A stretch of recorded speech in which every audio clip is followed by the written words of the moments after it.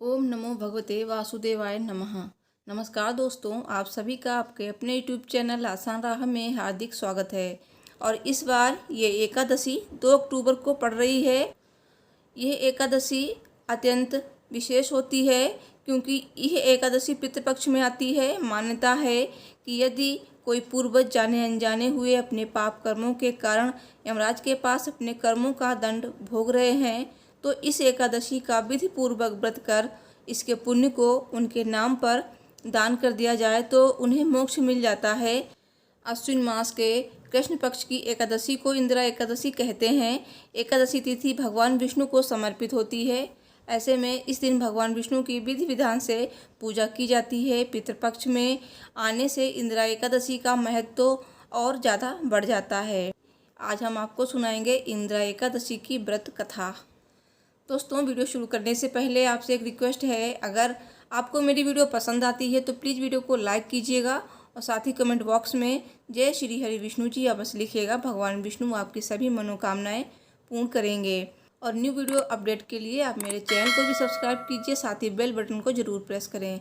धार्मिक मान्यता है कि इंदिरा एकादशी का व्रत सभी घरों में करना चाहिए। जो भी व्यक्ति इंदिरा एकादशी का व्रत रखता है और उस व्रत का पुण्य अपने पितरों को समर्पित कर देता है तो इससे उसके पितरों को लाभ होता है। जो पितर यमलोक में यमराज का दंड भोग रहे होते हैं उनको इंदिरा एकादशी व्रत के प्रभाव से मोक्ष की प्राप्ति होती है। ऐसा करने से आपके पितर नरक लोक में भी कष्ट से मुक्त हो जाते हैं और उनको भगवान श्री हरि विष्णु के चरणों में स्थान मिलता है। इससे प्रसन्न होकर पितर सुख, समृद्धि, वंश वृद्धि, उन्नति आदि का आशीर्वाद भी देते हैं। पितृपक्ष की इंदिरा एकादशी की ऐसी है महिमा, कथा सुनने और पढ़ने से मिलता है लाभ। तो आज मैं आपको सुनाऊंगी इंदिरा एकादशी की व्रत कथा। कथा सुनने से पहले कमेंट बॉक्स में भगवान विष्णु की जय अवश्य लिख दीजिए। तो चलिए कथा शुरू करते हैं। पितृपक्ष के दौरान पड़ने वाली इंदिरा एकादशी का सनातन धर्म में विशेष महत्व है। मान्यता है कि इस दिन विधि विधान से भगवान विष्णु की पूजा की जाए और व्रत की कथा पढ़ी जाए तो पितरों को मुक्ति तो मिलती ही है, साथ ही घर में सुख समृद्धि का वास होता है। इंदिरा एकादशी की व्रत कथा इस प्रकार है। इंदिरा एकादशी की कथा धर्मराज युधिष्ठिर को स्वयं भगवान कृष्ण ने सुनाई थी। पौराणिक कथा के अनुसार युधिष्ठिर कहने लगे कि हे भगवान, अश्विन कृष्ण एकादशी का क्या नाम है, इसकी विधि तथा फल क्या है, सो कृपा करके कहिए। भगवान श्री कृष्ण कहने लगे कि इस एकादशी का नाम इंदिरा एकादशी है। यह एकादशी पापों को नष्ट करने वाली तथा पितरों को अधोगति से मुक्ति देने वाली होती है। हे राजन, ध्यानपूर्वक इसकी कथा सुनो। इसके सुनने मात्र से ही वाजपेय यज्ञ का फल मिलता है। प्राचीन काल में सतयुग के समय में महिष्मती नाम की एक नगरी में इंद्रसेन नाम का एक प्रतापी राजा धर्मपूर्वक अपनी प्रजा का पालन करते हुए शासन करता था। वो राजा पुत्र, पौत्र और धन आदि से संपन्न विष्णु जी का परम भक्त था। एक दिन जब राजा सुखपूर्वक अपनी सभा में बैठा था तो आकाश मार्ग से महर्षि नारद उतरकर उसकी सभा में आए। राजा उन्हें देखते ही हाथ जोड़कर खड़ा हो गया और विधि पूर्वक आसन व अर्घ्य दिया। सुख से बैठकर मुनि ने राजा से पूछा, हे राजन, आपके सातों अंग कुशल पूर्वक तो हैं, तुम्हारी बुद्धि धर्म में और तुम्हारा मन विष्णु भक्ति में तो रहता है। देवर्षि नारद की ऐसी बातें सुनकर राजा ने कहा, हे महर्षि, आपकी कृपा से मेरे राज्य में सब कुशल है तथा मेरे यहाँ यज्ञ कर्मादि सुकृत हो रहे हैं। आप कृपा करके अपने आगमन का कारण कहिए। तब ऋषि कहने लगे, हे राजन, आप आश्चर्य देने वाले मेरे वचनों को सुनो। मैं एक समय ब्रह्मलोक से यमलोक को गया। वहाँ श्रद्धापूर्वक यमराज से पूजित होकर मैंने धर्मशील और सत्यवान धर्मराज की प्रशंसा की। उसी यमराज की सभा में महान ज्ञानी और धर्मात्मा तुम्हारे पिता को एकादशी का व्रत भंग होने के कारण देखा।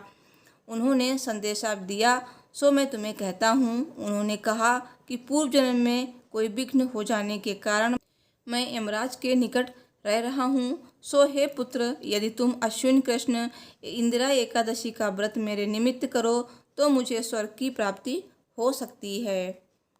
इतना सुनकर राजा कहने लगे, कि हे महर्षि, आप इस व्रत की विधि मुझसे कहिए। नारद जी कहने लगे, अश्विन माह की कृष्ण पक्ष की दशमी के दिन प्रातःकाल श्रद्धापूर्वक स्नानादि से निवृत्त होकर पुनः दोपहर को नदी आदि में जाकर स्नान करें। फिर श्रद्धापूर्व पितरों का श्राद्ध करें और एक बार भोजन करें। प्रातःकाल होने पर एकादशी के दिन दातून आदि करके स्नान करें। फिर व्रत के नियमों को भक्तिपूर्वक ग्रहण करते हुए प्रतिज्ञा करें कि मैं आज संपूर्ण भोगों को त्याग कर निराहार एकादशी का व्रत करूँगा। हे अच्युत, हे पुंडरीकाक्ष, मैं आपकी शरण में हूँ, आप मेरी रक्षा कीजिए। इस प्रकार नियम पूर्वक शालीग्राम की मूर्ति के आगे विधि पूर्वक श्राद्ध करके योग्य ब्राह्मणों को फलाहार का भोजन कराएं और दक्षिणा दें। पितरों के श्राद्ध से जो बच जाए उसको सूंघ कर गौ को दें तथा धूप, दीप, गंध, पुष्प, नैवेद्य आदि सब सामग्री से ऋषिकेश भगवान का पूजन करें। रात में भगवान के निकट जागरण करें। इसके पश्चात द्वादशी के दिन प्रातःकाल होने पर भगवान का पूजन करके ब्राह्मणों को भोजन कराएं। भाई, बंधुओं, स्त्री और पुत्र सहित आप भी मौन होकर भोजन करें। नारद जी कहने लगे कि हे राजन, इस विधि से यदि तुम आलस रहित होकर इस एकादशी का व्रत करोगे तो तुम्हारे पिता अवश्य ही स्वर्गलोक को जाएंगे। इतना कहकर नारद जी अंतर्ध्यान हो गए। नारद जी के कथनानुसार राजा द्वारा अपने बंधु बांधवों तथा दासों सहित व्रत करने से आकाश से पुष्प वर्षा हुई और उस राजा का पिता गरुड़ पर चढ़कर विष्णु लोक को गया। राजा इंद्रसेन भी एकादशी के व्रत के प्रभाव से निष्कंटक राज्य करके अंत में अपने पुत्रों को सिंहासन पर बैठाकर स्वर्गलोक को गए। हे युधिष्ठिर, यह इंदिरा एकादशी के व्रत का महात्म्य मैंने तुमसे कहा है। इंदिरा एकादशी की व्रत कथा सुनने से वाजपेयी यज्ञ का फल मिलता है। इंदिरा एकादशी व्रत कथा समाप्त। बोलिए भगवान विष्णु की जय। बोलिए भगवान कृष्ण की जय। दोस्तों, मुझे उम्मीद है मेरी ये वीडियो आपको पसंद आई होगी, तो प्लीज़ वीडियो को लाइक शेयर कीजिए और मेरे चैनल को भी सब्सक्राइब कीजिए। मिलती हूँ नेक्स्ट वीडियो में। Thanks for watching. हर हर महादेव। जय श्री लक्ष्मी नारायण जी।